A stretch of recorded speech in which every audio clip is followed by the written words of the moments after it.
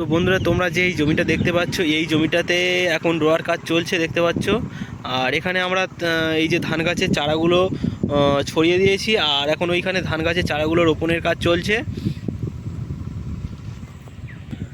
তো বন্ধুরা, আমরা এই জায়গায় প্রথমে এই যে দেখতে পাচ্ছ, এখানে এই যে পাইপ পড়ে রয়েছে, এখানে হচ্ছে মিনি শ্যালো রয়েছে। আর এই মিনি শ্যালোর জল এখান থেকে এসে এই জায়গাটাকে প্রথমে বুড়িয়ে নেওয়া হয়েছে। যেহেতু এটা বোরো ধান চাষ করা হচ্ছে, তাই এই জন্য আমাদের এই শ্যালো বা পুকুরের জল ব্যবহার করা হয়। তারপর এই জায়গায় আমরা একবার পাওয়ার টিলার চালিয়ে বা ট্র্যাক্টর চালিয়ে এই জায়গায় হাল করে নিয়েছিলাম।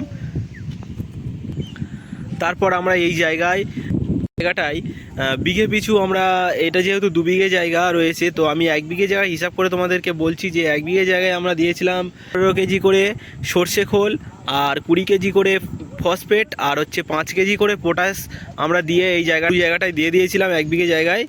আর আমরা আরেকবার হাল দিয়ে, এই জায়গাটা দেখতে পাচ্ছ, এই জায়গাটা আরেকবার হাল দিয়ে দিয়েছিলাম। দিয়ে তারপরে আমরা জায়গাটায় 10 কেজি করে ইউরিয়া, আর তার সাথে হচ্ছে 2 কেজি করে অনুখাদ্য আমরা দিয়ে দিয়েছিলাম। আর তারপরে আমরা এই জায়গাটায় ধান গাছের চারার যে এই যে আটিগুলো দেখতে পাচ্ছ, এগুলো আমরা ছড়িয়ে দিয়েছি। আর তারপরে এখন এই যে দেখতে পাচ্ছ, এখানে রোয়ার কাজ চলছে।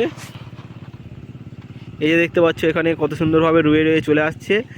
আর তোমাদের আগের ভিডিওতে দেখিয়েছিলাম যে এই যে জায়গাগুলো কিভাবে রোয়া হচ্ছে, সেগুলো কমপ্লিট হয়ে গেছে।